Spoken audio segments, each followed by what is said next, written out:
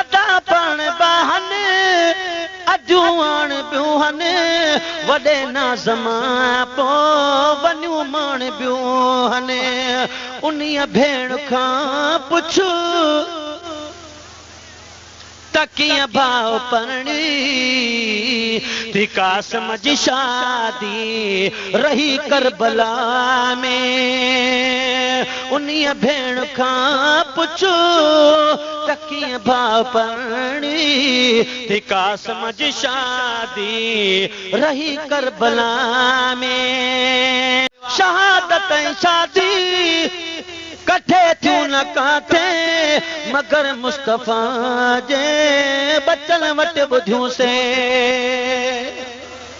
होॾां लाल में दी